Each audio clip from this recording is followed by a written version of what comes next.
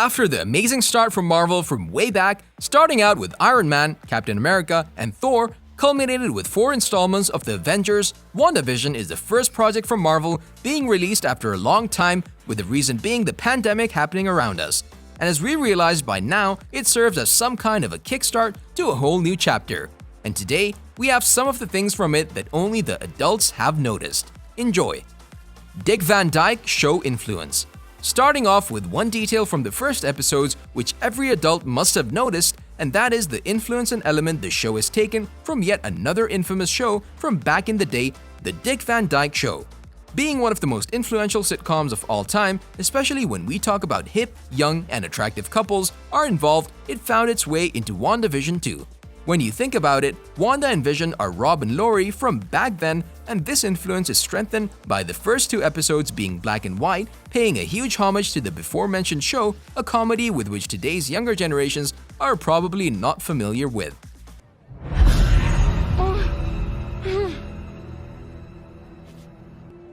Are you okay? A lot of clues about Scarlet's history.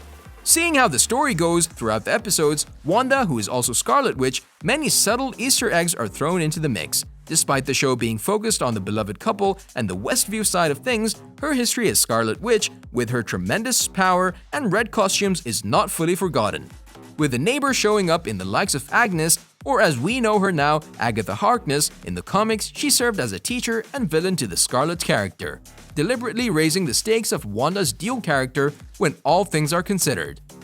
The WandaVision Bunch. For the older audience, the 3rd episode was also a trip down memory lane, as we can see details which we'll talk to you about in just a second. The Wanda and Vision surreal and confusing shift in reality sets them in the early 1970s. Their world turns into detailed recreation of one of the most definitive sitcoms of that era. The show, called The Brady Bunch, details even from the opening sequence, the adorable cornball comedy about a blended comedy, the characters being displayed in a groovy font, and the line that turns into a hexagon sitting alongside many other smaller hexagons are all just a bunch of Brady bits emphasizing the mentioned sitcom from back in the day. What do you want? I have what I want. And no one will ever take it from me. Family ties setting.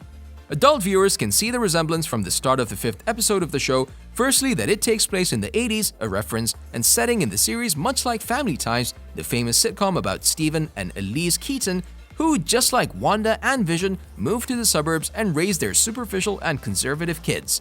The homage can be noticed, especially by the older, well-trained eye of the adult, in the details depicted in the show, and the home of Keaton's Columbus, Ohio home, the small windows, the dark wood flourishes, and the yellow couch in the center, one of the key elements of the show which aired from 1982 to 1989. The reason the twins grew up so fast. While we're at episode 5, another element which connects our present and the present of the adult audience at the same time of their favorite sitcoms is the rapid growth of Wanda's twins, to whom a big focus is thrown at. At the start of the episode, the twins are just infants, at the middle of the episode are 5-year-olds, and at the end they resemble fully grown 10-year-old kids. And this is why. This is yet another homage paid to all of the shows in the 80s and the children in these mentioned shows. The routine of the 80s sitcoms is depicted just like back in the day, with clear examples being Mark and Willie from Hogan Family. Yes, you guessed it, a sitcom from the 80s. Supposed to be a myth, a being capable of spontaneous creation. Here you are. The Halloween costumes throwback.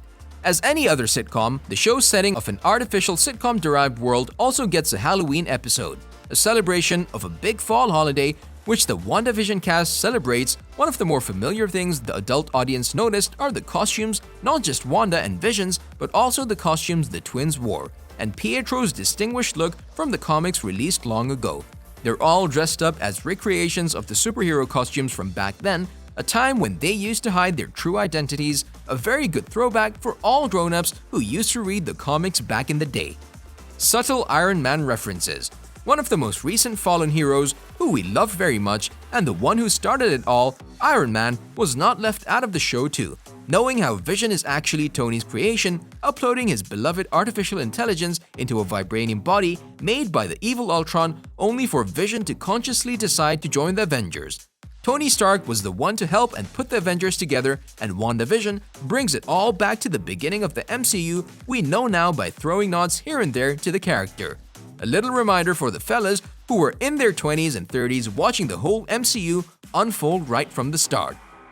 A very sitcom pregnancy.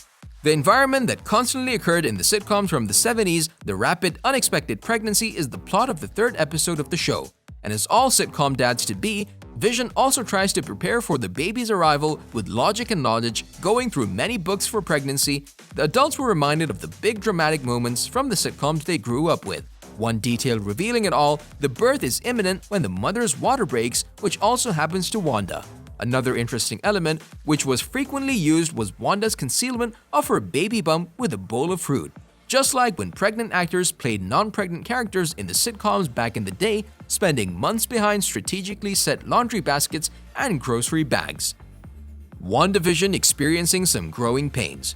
The opening sequence of the sitcom style of the 80s episode of Wandavision is all about the reference they're showing from the hit sitcom of those years, Growing Pains, a show about a wealthy New York City family in which the father is a doctor. The recreation of the MCU lovingly pokes at the fun of the whole thing. From the mawkish and sentimental theme song all the way to the supposedly long ago photos of Vision, Wanda, and the family growing up, an inspiration taken directly from the style of Growing Pains. Wanda not wanting to listen to Vision's manipulation of time, space, and lives, put together with the roll of the credits in the same typeface, is just the cherry on top. Now playing in Westview.